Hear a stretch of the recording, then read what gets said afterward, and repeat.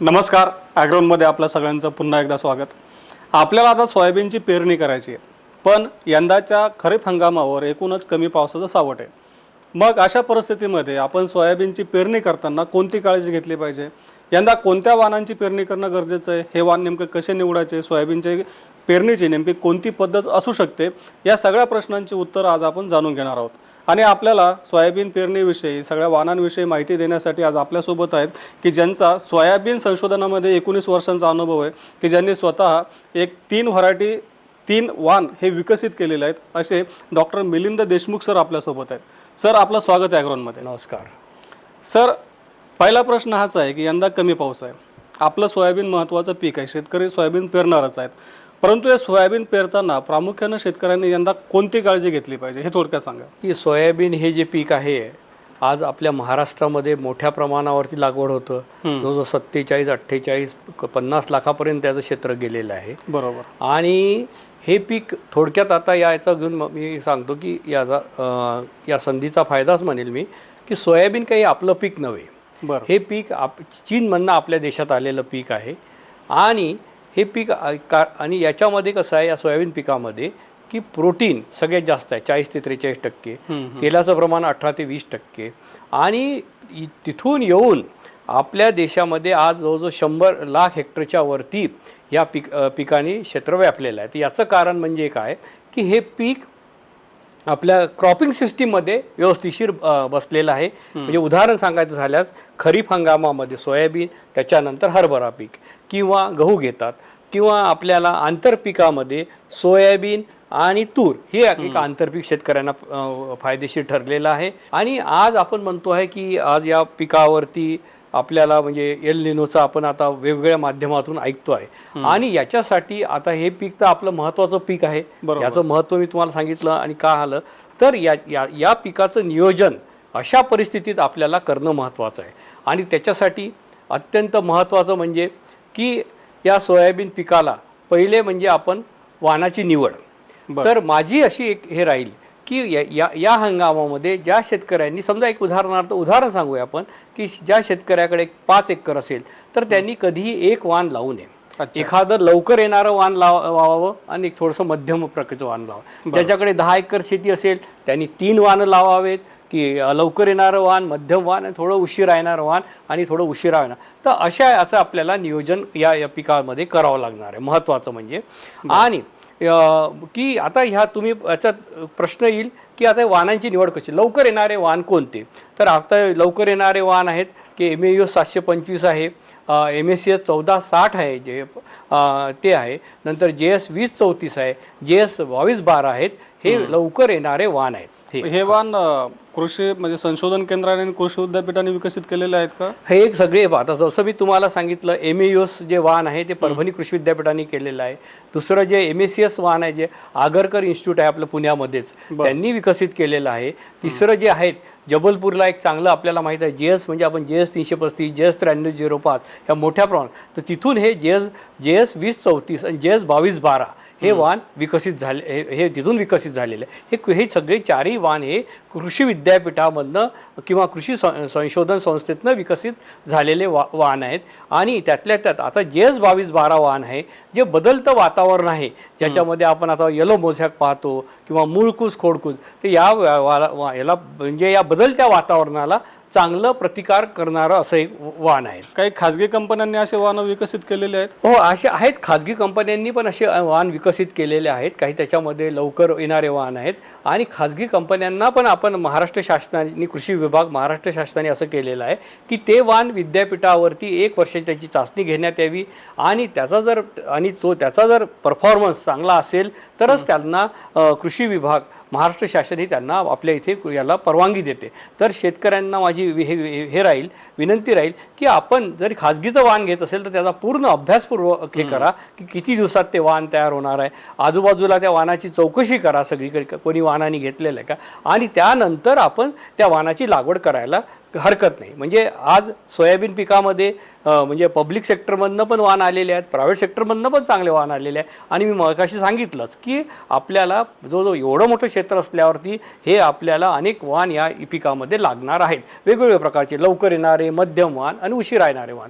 आता मी याच्यावरती लवकर येणाऱ्या वाणावरती आपण चर्चा केली. नंतर दुसरं जे आहे तो जो मध्यम येणारे वाण आहे, तर त्याच्यामध्ये पेडी केवी आंबा आहे, MS 612 आहेत, फुले दुर्वा आहे, फुले किमया आहेत. हे वाण असे आपले याच्यामध्ये येणारे मध्यम प्रकारचे आहेत. नंतर JS 2098 आहेत, JS 2172 आहेत. असे अनेक वाण आता याच्यामध्ये आपल्या याच्यामध्ये उपलब्ध आहेत. हे मध्यम म्हणजे हे 90 ते समजा 100 दिवसात, 100-105 दिवसात तयार होणारे वाण आहेत. तर हा झाला एक हे वाण झाले. आणि कमी कालावधीचे वाण किती दिवसामध्ये येतात? कमी कालावधीचे वाण 80 ते 85 दिवसामध्ये येणारे वाण आहेत. हे जे मी सांगितलं तुम्हाला, MS 725, नंतर MS 1460, JS 2212, नंतर JS 2034 हे वाण आहेत. तर आणि नंतर लेट येणारे वाणमध्ये म्हणजे जसे आपले फुले संगम वगैरे येणारे वाण आहेत, हे लेट येणारे वाण आहेत. आणि याला थोडंसं आपल्याला प्रोटेक्टिव्ह इरिगेशन हे लागणार आहे. महाबीज सोयाबीनचं मोठ्या प्रमाणात एक वाणांची विक्री करते, बियाण्याची विक्री करत असते. यापैकी महाबीजकडे कुठले वाण उपलब्ध असतात? आता मी तुम्हाला जे काही वाण सांगितले आपल्याला, म्हणजे असं आहे की जे PDKV आंबा आहेत, नंतर MS 725 आहेत, संगम आहे, किमया आहे, MS 1460 आहेत.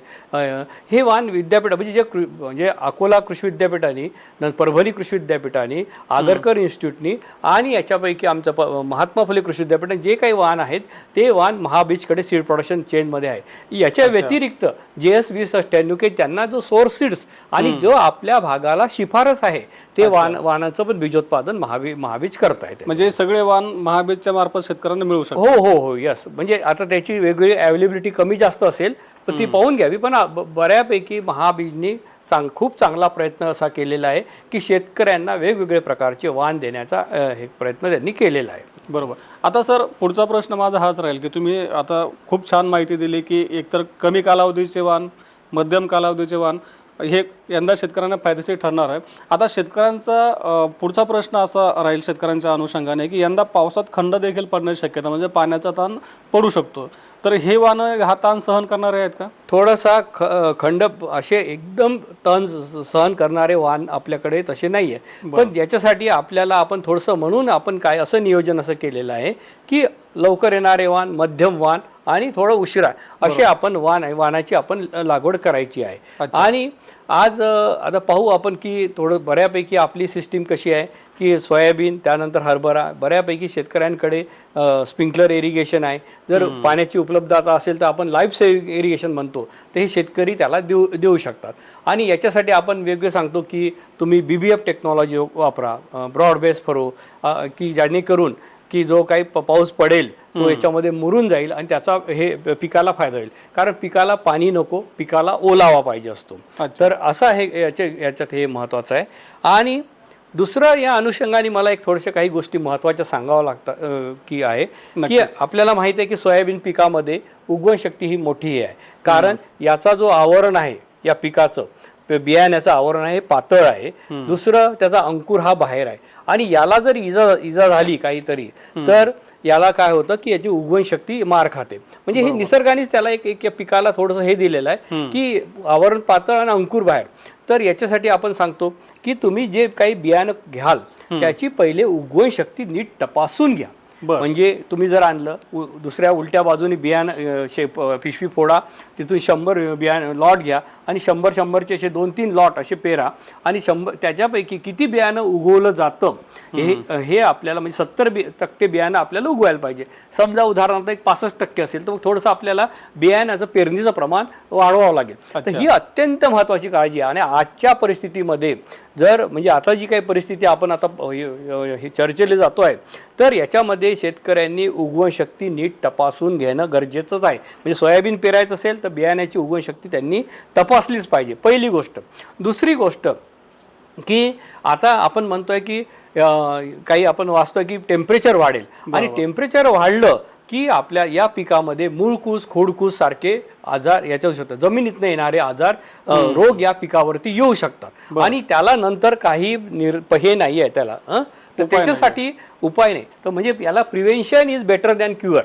तर ही अत्यंत महत्त्वाची गोष्ट आहे आणि त्याच्यासाठी आपल्याला बीज प्रक्रिया अत्यंत महत्त्वाची करणं महत्त्वाचे आहे. जे काही शिफारस केलेले बुरशीनाशक आहेत, थायोमिथॉक्झॉन, विटावेक्स पॉवर आणि याच्यासारखे 10 ml पर kg याची बीज प्रक्रिया आपल्याला करणं अत्यंत गरजेचं आहे. म्हणजे हे एक महत्त्वाचं आहे. म्हणजे जेणेकरून समजा जर काही खंड पडला, तापमान वाढलं, तर तरी आपल्याला या पिकाला म्हणजे याच्यापासून आपल्याला जे उद्भवणारे जमिनीपासून याचं हे करता येईल. आणि अजून एक माझं शेतकऱ्यांना एक असं सांगणं आहे की आपण जेव्हा पिकामध्ये ओलावा जमिनीमध्ये ओलावा असेल पेरणी करताना, तर त्यावेळेस तुम्ही एकरी 3 ते 5 जास्तीत जास्त 3 ते 5 किलोपर्यंत ट्रायकोडर्मा चांगला शेणखतामध्ये कुजवा आणि तो शेतामध्ये विस्कटून टाका. याचा फायदा चांगला होणार आहे, कारण तेच म्हणजे आपल्याला याचा जे मूळकूस खोडकूस सारखे याचा प्रादुर्भाव याला होणार नाही. म्हणजे आता आपल्याला ही जी प्राप्त परिस्थिती येणार आहे असं आहे, तर ही परिस्थितीला आपल्याला कसं थोडंसं त्यातल्या त्यात चांगलं नियोजन कसं करता येईल हे आपल्याला, जसं आता आपण लवकर येणाऱ्या वाहनाचा विचार केला, नंतर आपण BBF टेक्नॉलॉजीचा विचार केला, नंतर हे बीज उगवण शक्तीचा विचार केला, नंतर बीज प्रक्रिया, ह्या अत्यंत महत्त्वाच्या याच्यामध्ये या गोष्टी आहेत.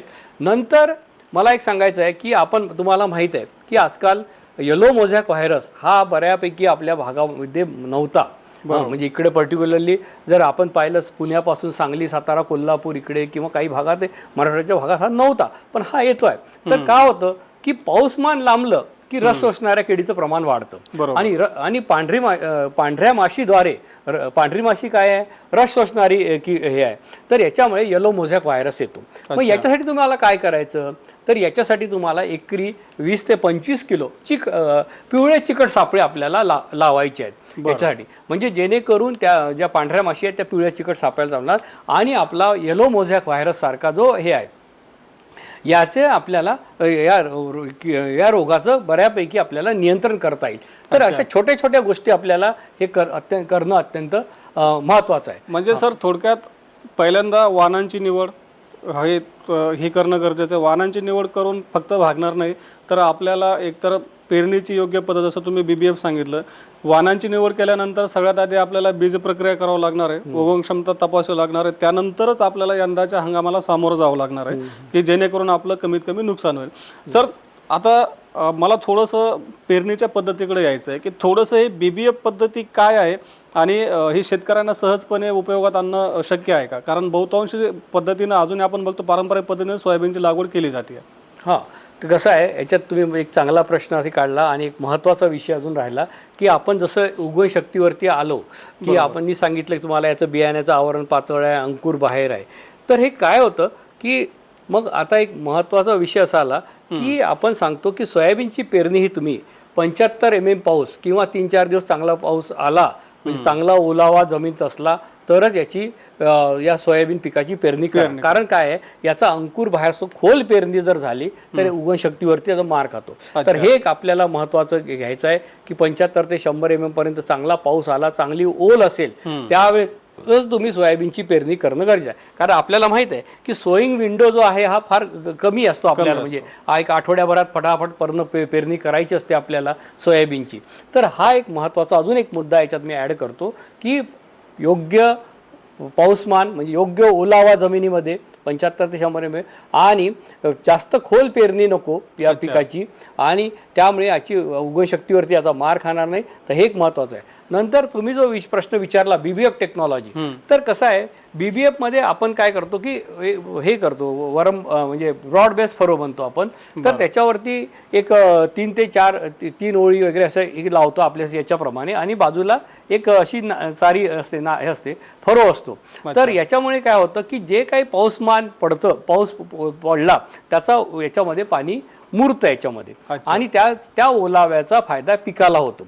आणि याच्यामुळे दुसरं कसं, इकडे रिकामा हे असल्यामुळे फरो रिकामा असल्यामुळे की पीक मॉनिटरिंग करायला आपल्याला फार फायदा पडतो. हवा खेळती राहते, त्यामुळे हवा खेळती राहिल्यामुळे पण पिकाला कीड आणि रोगाचा प्रादुर्भाव जर कमी होण्यास मदत होते. तर असं हे BBF सिस्टीमचं हे फायदा आहे. आणि आता बऱ्यापैकी BBF अवजारं आता आलेले आहेत, शेतकऱ्यांना पण याचा चांगला अनुभव आलेला आहे. तसं दुसरं म्हणजे की काही ठिकाणी आता शेतकरी म्हणजे जसं सांगली, सातारा, कोल्हापूर जिल्ह्यामध्ये की सरी वरंबा पद्धत हे करतात. शेवटी काय दोघांचे प्रिन्सिपल हे सारखंच आहे. हां, म्हणजे कसं आहे की तिकडे कोल्हापूरकडे शेतकरी काय करतात, आपली जी सरी असते, वरंबा असतो, त्या वरंबाच्या दोन्ही बाजूला सोयाबीन टोकतात आणि नंतर ऑगस्टमध्ये फरोमध्ये म्हणजे सरीमध्ये आपलं ऊसाचं याची लागवण करतात. तर असं आहे. तर हे जसं आहे तर शेतकऱ्यांनी जर सध्याच्या प्राप्त परिस्थितीमध्ये काही ठिकाणी जोडओळ पद्धत आलेली आहे. आपण वेगवेगळे शेतकरी काही काही मॉडिफाय करून राहिले. मी पाहिलं मेहकरमध्ये वगैरे काही शेतकऱ्यांनी चांगली जोडओळ पद्धत केलेली आहे. तर अशा एक म्हणजे शेवटी कसं आहे की जो बेसिक सरी वरंबा असू दे, BBF असू दे किंवा जोडओळ, एक म्हणजे वरंबा करायचा आणि त्याच्यावरती, तर ही बेसिक प्रिन्सिपल एक सारखंच आहे. पिकाला वाढीला याचा फायदा होता. आपण माहिती आहे की आपण जसं याच्यावरती वाफ्यावरती जर चांगलं वाफा उंच करून जर पिकाला लावलं तर एक चांगली मुळाची ग्रोथ चांगली होते आणि त्याच्यामुळे पिकाची वाढ चांगली होते. तर असं हे प्रिन्सिपल धरून आपल्याला हे काम करणं आपल्याला म्हणजे या दृष्टीने जे आता आपल्या पाहतोय आपण की पुढे पाण्याचा ताण वगैरे कमी पडू शकतो, तर याच्या दृष्टीने आपण अशी पद्धत करायला पाहिजे. आणि दुसरं म्हणजे की मला असं म्हणायचं की या पेरणीचं अंतर बऱ्यापैकी आता शिफारस आमची जी आहे ती 1.5 फुटाची आहे, 45 सेंटीमीटरची शिफारस आता केलेली आहे यांनी. आणि याच्यामध्ये 45 सेंटीमीटर आणि 2 रोपातील नंतर 5 ते 10 सेंटीमीटर आपण ठेवायला पाहिजे. हे एक अत्यंत महत्त्वाचं आपल्याला म्हणजे पेरणी करताना याची काळजी घ्यायला पाहिजे. आता सर, मराठवाडा आणि विदर्भातल्या काही भागांमध्ये पाऊस असाही कमी पडत असतो. यंदा एकूणच पावसाचं प्रमाण कमी असल्यामुळे साहजिकच तिथं आणखीन यंदा पावसाचं प्रमाण कमी राहू शकतं. तर त्या भागामध्ये देखील याच पद्धतीने पेरणी फायदेशीर ठरेल? हां, तर पहिले म्हणजे या भागातल्या लोकांनी, तुम्हाला माहीत आहे की सगळ्यात जास्त म्हणजे काय म्हणतो आपल्याला मेकॅनिझम की आपण काय म्हणतो इस्केप मेकॅनिझम, म्हणजे आपण एखादा कामचुकारपणा केला म्हणजे तसं या लवकर येणारे वाहन त्या शेतकऱ्यांनी लागवडीखाली आणणं गरजेचं आहे. आणि या BBF टेक्नॉलॉजीचा वापर केला तरी बरं होईल असं मला वाटतं म्हणजे याच्यामध्ये. अच्छा, म्हणजे ओव्हरऑल सगळ्या भागांमध्ये शेतकरी BBF तंत्रज्ञान आणि कमी कालावधीचे वाहन निवड आणि बीज प्रक्रिया सगळे करून यावर्षी आपलं होणारं नुकसान कमी करू शकतो. हां, म्हणजे आता हे आपल्याला जसं मी तुम्हाला सांगितलं की ट्रायकोडर्माचा वापर करा, पिवळे चिकट सापळे लावा, नंतर आता मी सांगितले पक्षी थांबे लावा तुम्ही. म्हणजे आता काय असेल तर नंतर आपल्याला फोरेमेन ट्रॅप लावा एकरी 4 ते 5. या ज्या साध्या साध्या जरी गोष्टी आपण जर केल्यानं म्हणजे तर खूप याचा फायदा होऊ शकतो. कमी खर्चामध्ये आपल्याला उत्पादन येऊ शकतं. आणि मला एक थोडंसं एक असं याच्यात वाटतं की सोयाबीन पिकाला एक मी पाहिलं की फ्लावरच्या वेळेस आर्द्रता पाहिजे त्याला. आणि पाऊसमान जरी कमी असला, जर त्याचं जे डिस्ट्रीब्युशन जर चांगलं आपल्याला मिळालं, आपलं पीक किती आहे जास्तीत जास्त 100, 110, 105 दिवसापर्यंत, त्याच्यामध्ये जर आपल्या सोयाबीन पिकाला जर पाऊसमान असा मिळाला, थोडा थोडा जरी मिळाला, तरी ह्या पिकाला हे होतं. म्हणजे हा पण आपण नुसतं निगेटिव्ह विचार का करावा, आपण पॉझिटिव्ह पण विचार करूया ना, की याच्या जे आता आपण मुद्दे चर्चेले केले आपण आता हे एक करूया. आणि आता बऱ्यापैकी थोडं पाणी असेल तर मी तुम्हाला सांगितलं की बऱ्यापैकी शेतकऱ्यांकडे स्प्रिंकलर इरिगेशन आहे, कारण आपल्याकडे सोयाबीन फॉलोड बाय हरभरा किंवा दुसरं क्रॉप असं हे आहे. तर हा एक विषय आहे. आणि जर त्याचं भगवंताच्या कृपेने जर डिस्ट्रीब्युशन जर चांगलं आलं तर आपल्या पिकाला फायदा होऊ शकतो. म्हणजे पावसाचे दिवस जर चांगले राहिले आणि पाऊसमान थोडा कमी झाला, म्हणजे आपण म्हणतो की कालच मी जी आपली खरीपाची बैठक झाली मुंबईला माननीय मुख्यमंत्र्यांच्या अध्यक्षतेखाली, तर त्यात ऐकलं की 85-80% आहे. तर तो जर आपल्याला युनिफॉर्म रेनफॉल मिळाला तर थोडंसं म्हणजे डिस्ट्रीब्युशन चांगलं मिळालं, पाऊसमान कमी होऊ दे, तर आपल्या पिकाला काही एवढं हे राहणार नाही. अगदी बरोबर. आता सर, आपण लागवडीचं वगैरे सगळं शेतकऱ्यांना सांगितलं की BBF तंत्रज्ञान. आता इथे 2 प्रश्न पुन्हा येतात की बहुतांश शेतकरी अजून BBF तंत्रज्ञानाकडे वळलेले नाही आहेत. म्हणजे मराठवाडा आणि विदर्भामध्ये जेव्हा आपण बघतो तर पारंपरिक पद्धतीने लागवड केली जाते.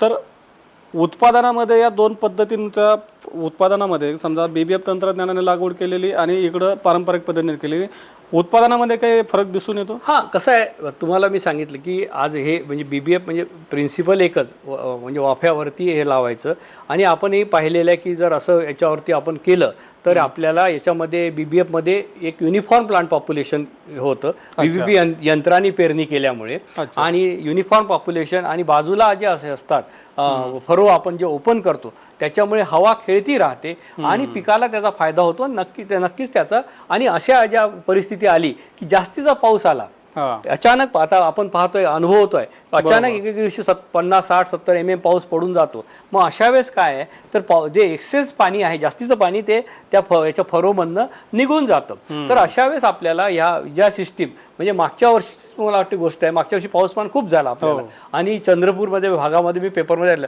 ज्या शेतकऱ्यांनी BBF तंत्रज्ञान वापरलं होतं चांगलं उत्पादन आलं त्यांना म्हणजे असं दोन्ही आहे आता म्हणजे कसं आहे की आम्ही जे संशोधक विचार करतो की म्हणजे तुम्हाला कमी पाण्यावर येणारी वाण पाहिजे आणि अचानक पाऊस आला म्हणजे वॉटर लॉगिंग ज्याला म्हणतो त्याला येणारे पण वाण पाहिजे म्हणजे हे जे बदलतं वातावरण आहे याला आपण कसं हे करायचं म्हणजे कसे वाण लागणार आहेत याचा पण आम्ही विचार केलेला आहे तसं आता मी आता तर संशोधन असं त्या दृष्टीने चालू पण आहे म्हणजे असं काही नाही म्हणजे वॉटर लॉगिंगलाही व्हेरायटी पाहिजे आणि ड्राऊटला पण व्हेरायटी आपल्याला पाहिजे एकाच वेळी दोन्हींचा विचार हो दोघींचा विचार करावा लागणार आहे आपल्याला म्हणजे थोडक्यात सर BBF तंत्रज्ञान असं आहे म्हणजे BBF पद्धतीने जर लागवड केली तर एक जास्त जरी पाऊस पडला तरी नुकसान कमी होतं आणि जर पाऊस कमी पडला तर पीक तग धरून राहू शकतं जास्त प्रमाणात आता सर आपण थोडंसं पुढच्या टप्प्याकडे वळूया की आपण तुम्ही थोडंसं ओझरतं एक कीडरोग पद्धती म्हणजे कीडरोग नियंत्रणावरती तुम्ही भाष्य केलं आहे आता यंदाचा जर आपण हवामान विभागाचा अंदाज पाहिला तर जुलै आणि ऑगस्ट या 2 महिन्यांमध्ये पावसाचं प्रमाण कमी राहण्याचं किंवा खंड पडण्याचं प्रमाण जास्त राहील असं थोडक्यात दिसून येत आहे तर या कालावधीमध्ये शेतकऱ्यांचं नियोजन कसं असायला पाहिजे तुम्ही याविषयी काय मार्गदर्शन कराल? हां आता हा जो खंड पडणार आहे तर त्या दृष्टीने आपण आता जी काही तंत्रज्ञान सांगितलं की 1.5 फूट म्हणजे BBF तंत्रज्ञान करा सरीवरंबे पद्धतीवर लावा झालं नंतर असलं तर आपल्याला पाण्याची जर सोय असेल म्हणजे आपण त्याला लाईफ सेव्हिंग इरिगेशन म्हणू तर याच्यावरती आपल्याला शेतकऱ्यांनी स्प्रिंकलर जसं हरभरा पिकाला वगैरे वापरतात तर तसं हे करायचं आणि त्यातल्या त्यात अशा याच्यात खंड पडेल तर त्याच मुद्द्यावर मी येतो की याच्यामुळे खंड पडला सॉईल टेम्परेचर वाढलं तापमान वाढलं तर मूळकूच खोडकूच येऊ शकतो त्याच्यासाठी सांगितलेली बीज प्रक्रिया ट्रायकोडर्माचा वापर हे करणं अत्यंत गरजेचं आहे म्हणजे सुरुवातीलाच आपल्याला ही सगळी काळजी घ्यावी लागेल त्यानंतर आपले पुढचे उपाय आपल्याला त्या टप्प्यामध्ये करता येतील आता सर तुम्ही महत्त्वाच्या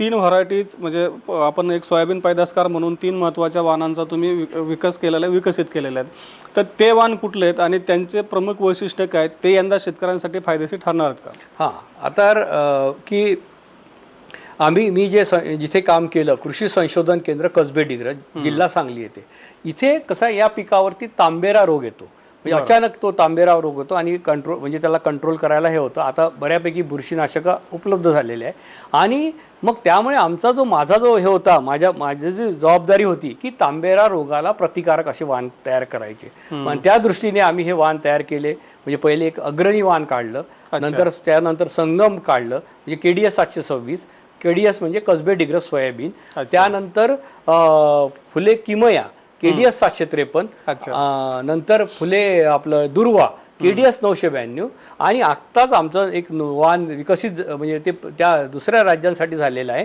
KDS 1188 ज्याच्यामध्ये अपोषक घटक विहिरीत म्हणजे वाण आहे ते तर त्याच्यावर नंतर आपण बोलूया तर हे जे 3 वाण आहेत तर आज आपल्याला माहित आहे की संगम हे वाण उत्पादनाला 1 नंबर आहे पण आम्ही काय सांगतो ही जर्सी गाय आहे तुम्हाला अंडर द बेस्ट मॅनेजमेंट फुले संगम म्हणजे संगम आणि त्याचा जो दाना आहे त्याचा तो बोल्ड आहे आणि त्याच्यामुळे मार्केट रेट पण म्हणजे मी कधी कधी पेपरमध्ये पाहतो संगम असं स्पेशल त्या ह्याच्यामध्ये दर असतो कारण काय इंडस्ट्रीला बोल्ड दाण्याची गरज असते तर त्याच्यामुळे त्याला काहीतरी त्याला हे मिळत असेल तर असं हे जे वाण आहे ते फुले संगम हे जरा लेट येणारं वाण आहे तर ज्या शेतकऱ्यांकडे पाण्याची सोय आहे जे हे शकतात आणि चांगली मॅनेजमेंट करू शकतात त्या शेतकऱ्यांनी फुले संगम वाण घ्यायला काही हरकत नाही पण त्याची मॅनेजमेंट ही चांगली असली पाहिजे मी सांगितलेले बीज प्रक्रिया करायला पाहिजे चिकट सापळे लावायला पाहिजे फोरेमेन ट्रॅप लावायला पाहिजे आणि योग्य वेळेला योग्य कीटकनाशक आणि बुरशीनाशकाचा वापर याच्यामध्ये करायला पाहिजे आपण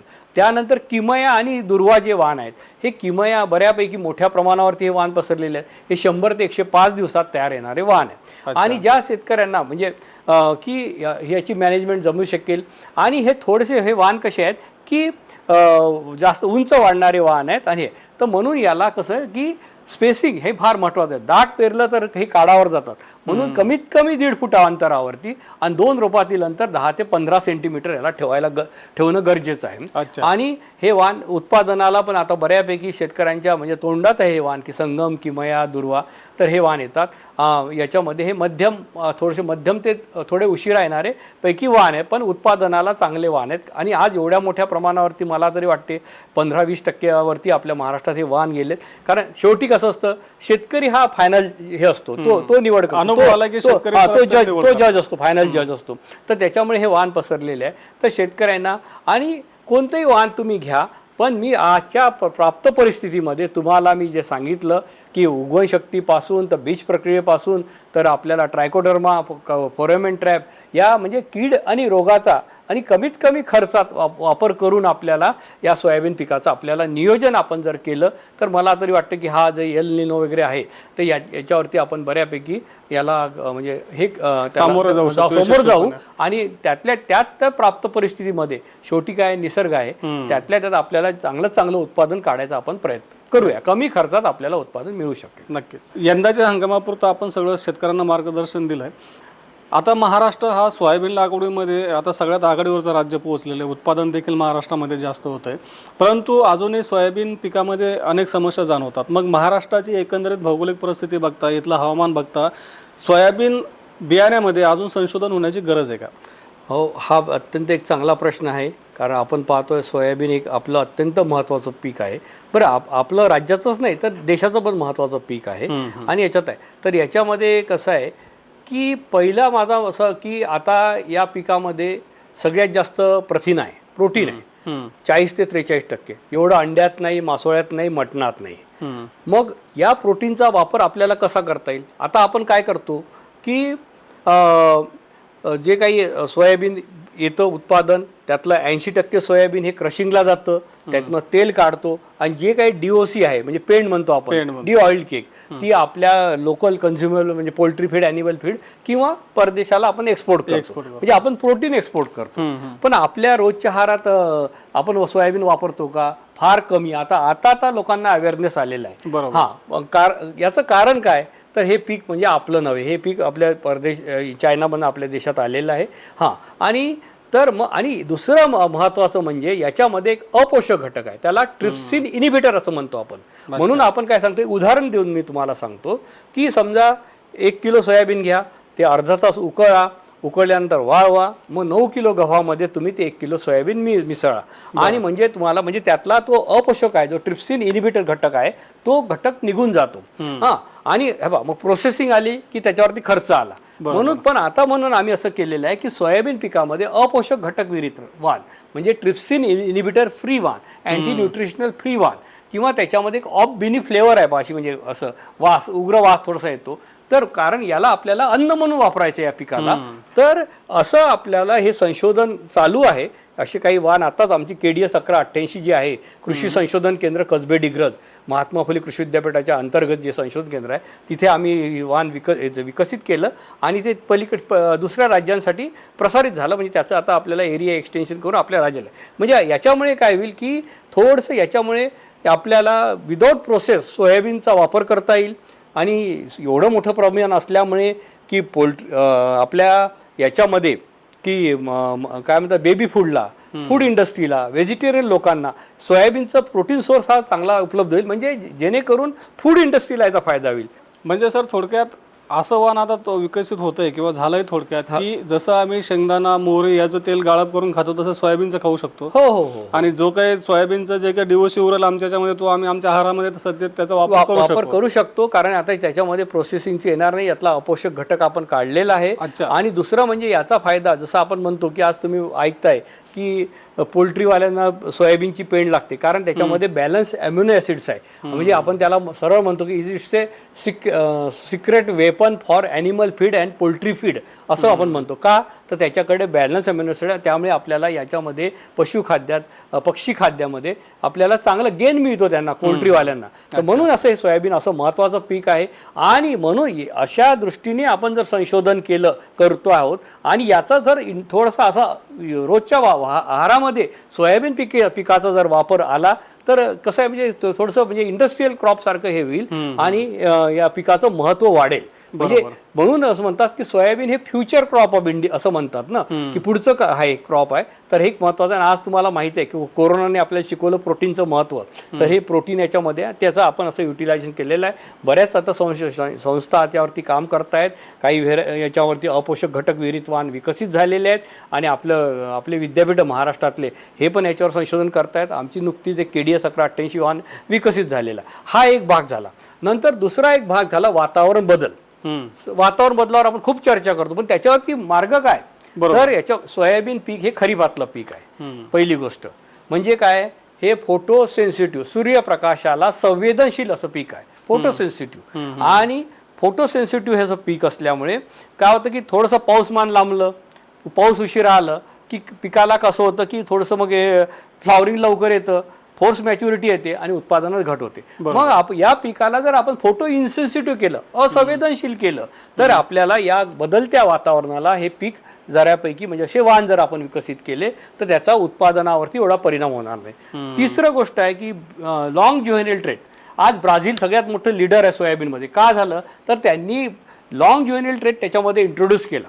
म्हणजे लॉंग ज्युव्हेनाइल ट्रेट सांगायचं झालं म्हणजे कसं की उदाहरणार्थ पाऊसमान लांबलं, पाऊसमान लांबल्यानंतर काय होतं की फ्लॉवरिंग येतं, पटकीने फोर्स मॅच्युरिटी येते, व्हेजिटेटिव्ह ग्रोथ होत नाही आणि त्याची काही वाढ पूर्ण होत नाही आणि मॅच्युरिटी येतं. पण नाही, लॉंग युनिट रेट तुम्ही जर इंट्रोड्यूस केलं तर त्याच्या म्हणजे त्या पिकाला तो योग्य फ्लॉवरिंग फुलोरा त्याच कालावधीत होईल, त्याची योग्य वाढ होईल आणि मग ते पीक मॅच्युअर्ड होईल. तर असं हे संशोधन या बदलत्या वातावरणानुसार आपल्याला करणं गरजेचं आहे. तिसरी महत्त्वाची गोष्ट म्हणजे आज महाराष्ट्रामध्ये एवढं मोठं पीक आहे, पण याच्यावरती कमी म्हणजे त्यातल्या त्यात एकदम ड्रॉट टॉलरंट नाही, पण कमी पाण्यावरती येणारं वाण आपल्याला विकसित करण्याचं का आहे. आणि या सगळ्यांवरती म्हणजे मी आता ऑक्टोबर 25मध्ये सेवानिवृत्त झालो, पण याच्यावरती आम्ही सगळ्या पिकावरती संशोधन आम्ही सुरू केलेलं आहे. आणि याच्यामध्ये हे संशोधन काय एकदम म्हणजे फील्ड ब्रीडर करू शकत नाही, याच्यामध्ये एक टीम लागते. जसं बायोटेक्नॉलॉजी आहे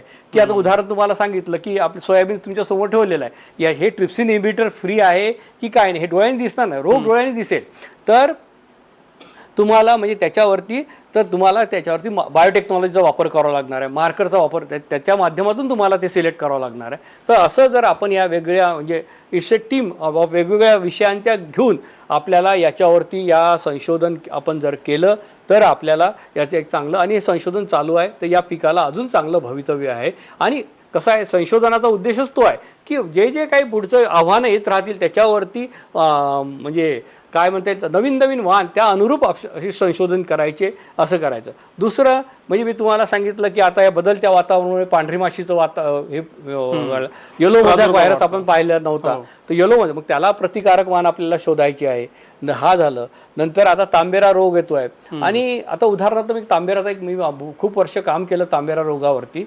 एक अनुभव असा आहे की तांबेऱ्यावरती आपण प्रतिकारक वाण काढलं तर जीवाणूला आपला डार्विनचा सिद्धांत आहे की सर्वायवल ऑफ द फिटेस्ट. मग ते काय करतं की जीवाणू त्याला जे आपण जे प्रतिकारक वाण काढलं त्याला हळूहळू त्याला ससेप्टिबल करतं, कारण ते स्वतःमध्ये बदल घडवतात आणि हे बदल त्यामुळे तर असे हे बदल घडतात आणि ते वाण जे आहे ते हळूहळू या समजा उदाहरणार्थ तांबेरा रोगाला बळी पडतं, प्रतिकारशक्ती राहत नाही. मग याच्यासाठी आपल्याला वेगवेगळी नवीन संशोधन आपल्याला हे करावं लागतं. आणि आताच आम्ही कृषी संशोधन केंद्र कसबे डिग्रज येथे आम्हाला जपान गव्हर्नमेंटनी काही लाईन दिल्या, कारण आता जे आपले वाण होते ते थोडंसं म्हणजे त्याला पिरॅमिडेड लाईन्स त्यांनी दिल्या. म्हणजे पिरॅमिडेड लाईन्स याचं म्हणजे कसं की याच्यामध्ये एक 5-6 जीन आहेत की ते आपल्या या तांबेऱ्याला प्रतिकारक करतात. म्हणजे आता एक जीन फेल झाला तर दुसरा जीन काम करेल, दुसरा फेल झाला तिसरा काम करेल, तिसरा फेल झाला चौथा काम करेल, चौथा फेल झाला पाचवा काम करेल, पाचही फेल झाले तर पाचही त्याला म्हणजे एक ड्युरेबल टाईप ऑफ रेजिस्टन्स तिथे तयार करते. तर असं पण आपलं संशोधन, कृषी संशोधन केंद्र कसबे डिग्रज इथे चालू आहे. म्हणजे त्याला पिरॅमिडिक म्हणतात. म्हणजे एकाच वाणामध्ये 2-3 प्रतिकारक असे जीन त्यात टाकायचे. म्हणजे या बदलत्या वातावरणानुसार आपण ह्या आपल्याला म्हणजे कीड असो, रोग असो, याच्यावरती आपल्याला किंवा वेगळे, जसं आता मी तुम्हाला सांगितलं ड्राऊट आहे, नंतर फोटो इन्सेन्सिटिव्हनेस, लॉंग ज्युएनल ट्रेट, याच्यावरती आपण चांगलं संशोधन करून म्हणजे हे जे बदलतं वातावरण राहील याच्यावरती आपल्याला करता येईल. आणि दुसरं महत्त्वाचं म्हणजे या पिकाचा फूड इंडस्ट्रीमध्ये चांगला वापर करता येईल. कारण एवढं मोठं प्रोटीन आहे, आपण एवढं मोठं प्रोटीन कशातच नाही आहे, त्याचा वापर आपल्या, कारण आपण महत्त्व आता आदिवासी भागामध्ये पण हे आहेत, लोक कुपोषित आहेत. हां, तर तिथे पण याचा चांगला वापर जर अशा याच्यात झाला तर आपल्याला या पिकाला चांगलं भवितव्य आहे. आणि जे आपण म्हणतो की हे आपल्या देशाचं पुढील भविष्यातील पीक आहे, तर असं हे आपल्याला सगळे या दृष्टीने संशोधन करावं लागेल. नंतर एक महत्त्वाचा उद्देश म्हणजे की सोयाबीनमध्ये तुम्हाला सांगितलं आवरण पातळ आहे, नंतर अंकुर बाहेर आहे, आणि बऱ्याचशा तक्रारी तुम्ही पेपरमध्ये पण वाचत असाल की उगवणशक्ती झाली नाही. आणि म्हणून आपण पहिल्या सुरुवातीला सांगितलं की उगवणशक्ती तपासून घ्या.